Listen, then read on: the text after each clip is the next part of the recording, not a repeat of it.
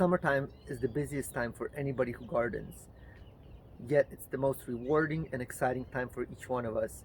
This is the time when we start seeing all the fruit and vegetable ripen, we start putting away for the winter, start harvesting, enjoying all the hard work that went into it in the early year of the growing season.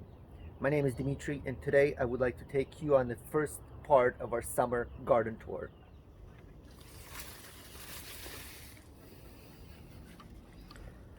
All right, well, welcome to our garden here. This is we call it yellow door garden, obviously because of the yellow door. And I want to show you what's going on in here. It's somewhat of an organized mess right now, but yet we are seeing a lot of good produce coming out of here, as well as planting for the next phase. So, to start with, I would like to show you what we have in this first row here. We have our green beans, bush beans growing, and to my surprise, I was not expecting this, but as you can see, they are flowering right now for the second time. We have harvested the bush beans already once, and they are still having some small beans on them, but we can see that they are producing more flowers. I'm not 100% sure if we're gonna get much of a harvest from it, but I will keep it. And there's our little kitten. Well, nope, he ran away. We will see how they do, and hopefully we'll get a small harvest from the beans here. It's almost September, so it's gonna start getting chiller, but we will be seeing more beans coming. As well, in this bed, we have planted some Brussels sprouts for the fall. We have about 8 or so plants in here, in between the spots. They are doing great. They have been growing for almost half a month already, and growing really nicely. This bed used to have sweet peas in here before, in the early springtime, early summer, and they have been replaced by the bush beans as well as Brussels sprouts. Now, on the edges of this first bed as well as the second bed here, we have our cucumber rows. We have more beans, bush beans in that corner, but mainly these two beds are left for the summer for the cucumbers. We had a kind of a interesting season for cucumbers, but they are picking up now, and as you can see, there's a ton of flowers on them, which will give us a lot of cucumbers. We have been harvesting, so there's not many cucumbers on here right now because we harvested cucumbers yesterday evening and actually canned some, put some away for the winter. We have been eating cucumbers for a while. In this bed as well, we have a couple tomato plants that we just didn't have a place. I don't even know what variety. We had somebody give them to us, and we just didn't have a place to put them, so we just stuck them in the ground here, and they are growing. This whole bed used to be, if you remember our spring tour or earlier tours, we used to have all our salad greens covered in this bed. Now, at the end of this bed, we have more bush beans, green beans. As you can see, they are flowering as well, so we'll be harvesting these probably in the next day, and hopefully we'll see how they're gonna do. But look at these, there's little melons here, cucumber melons, if I can find them, that we actually didn't seed them. They seeded from last year, we didn't plant them, but they're a little fun little cucumber to grow. They're really tiny, look like a little watermelon, kind of tastes lemony, between a soury cucumber. So on the edges of these two in this garden, on the edges here, if I can zoom out a little bit, there we go. This is where our raspberries are. Now the raspberries have been done with, and I will be pruning these in the next couple days. Hopefully we'll have a vlog on that if I don't forget. And there's our little kitten that's learning its area here, but needs to be cleaned up, tidied up, and the old growth needs to be cut out.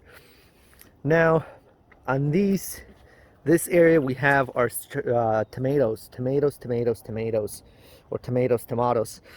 We have different varieties. We probably grow around, I want to say 20 maybe so varieties, different kind. But let me just show you a close up of these tomatoes. I mean, they are beautiful.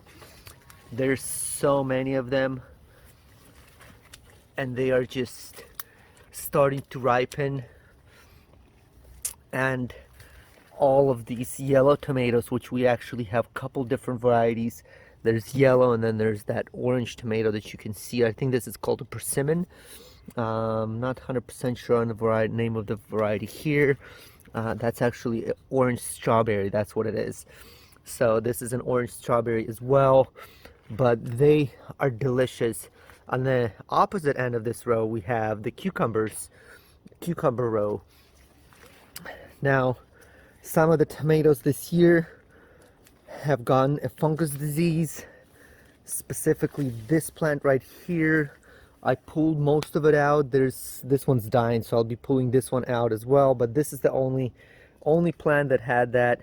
I'm not sure, it's probably in the soil, so I need to remove it. And we're gonna be moving these tomatoes for next year to the 2 rows, either on that side or the 2 rows over on this side. We rotate our gardens to keep the soil healthy and to prevent any kind of disease spreading around them. But there's more tomatoes through here. There's the orange variety. I believe this is called persimmon. I'm not sure why this one is off on the ground, but look at this beauty. This is just beautiful. We'll have to harvest these. There's more tomatoes on here. We've been harvesting and enjoying tomatoes for a while now, mainly in salads and just making salsa out of them. Some of these are bigger, some smaller. Just we have different varieties throughout. Some of the varieties here that I'll show you, these here are mainly for canning purposes. They don't grow really big. This is a persimmon as well. I guess we have more yellow tomatoes this year than we usually do, but they're really flavorful. We really like the flavor of them, and I guess it's getting over the color on that, but overall they are awesome. So we got a sunflower here that we don't know how it got here, but self-seeded. Now here we got another row of tomatoes, another walkway with more cucumbers. These are mainly long English cucumbers, which are used primarily for salad, but look at these tomatoes.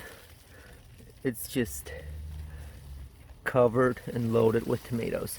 So these are the longer cucumbers, as you can see, and like I said, we've harvested them a couple days ago, these couple days ago, so we should have some more in the next day. Usually with cucumbers you want to harvest them every other day or so, because the more you harvest, the more they're going to produce. So you don't want to leave them get big, because they're going to stop producing.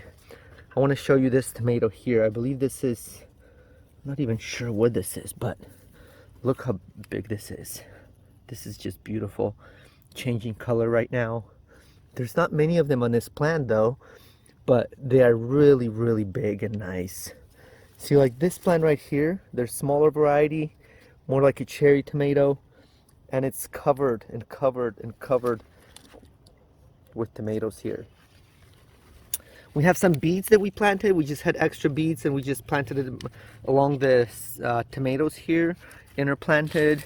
So they've been doing pretty well. You can see that they're pretty good sized beets already here.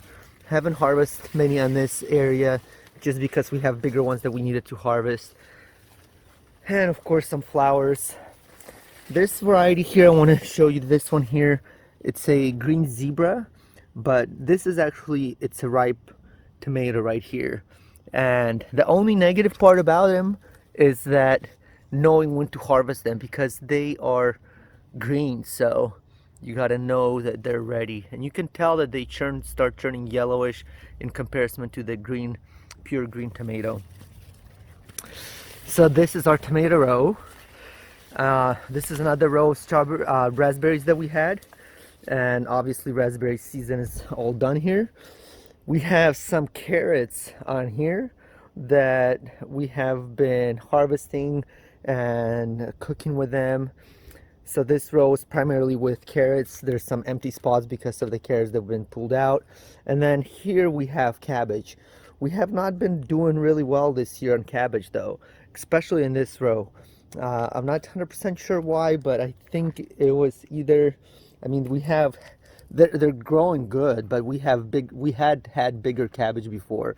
So there's plenty of cabbage. We've been cooking with it and eating it as fresh salads. Obviously there's empty spots already because of, and this is our other area that we have as a sitting area. Some carrot seeds that we're saving. These are carrots that have been growing here, I think from last year, and they went into seeds, so we're just gonna save them for seeds. Same thing with this. That way we can seed them and have more carrots next year. So quickly I want to touch and show you the what we use. This not so beautiful structure here, but yet it's really convenient and really easy to use and has been working great. So this is our tomato support structure. It used to be an old carport that broke down. We don't have the tarp on it.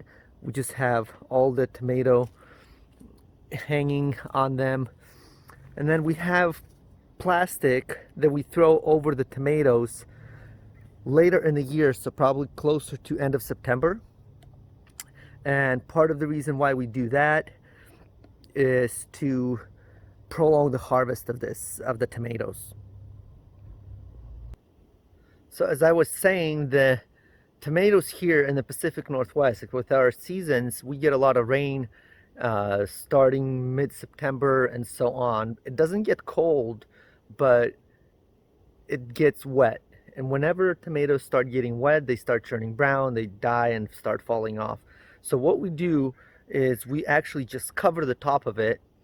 Right now, I'll be trimming the tops of the tomatoes to stop the growth on them and kind of help them go, and pulling some of the leaves off to help them grow, go and start ripening faster. But we also cover the top, prolonging the season a little bit. There's still a lot of air circulation, so it's not really a greenhouse. It doesn't hold heat or anything like that. It just prevents the water from getting down onto the plants themselves, onto the tomatoes, and destroying the crop.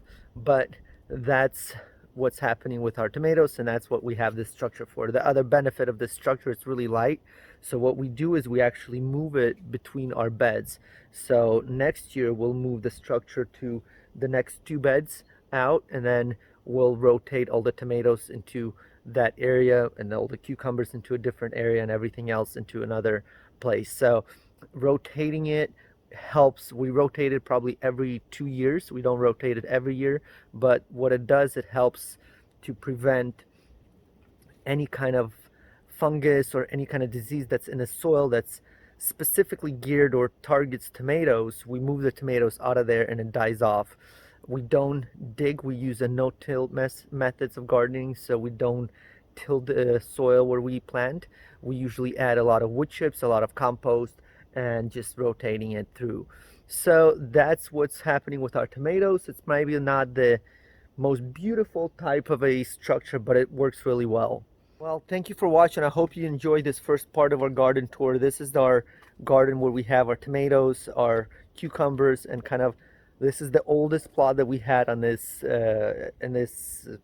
area here at our home. This is the original plot where we started gardening 6 years back when we moved here, and I'll show you the second part of the garden on our next video.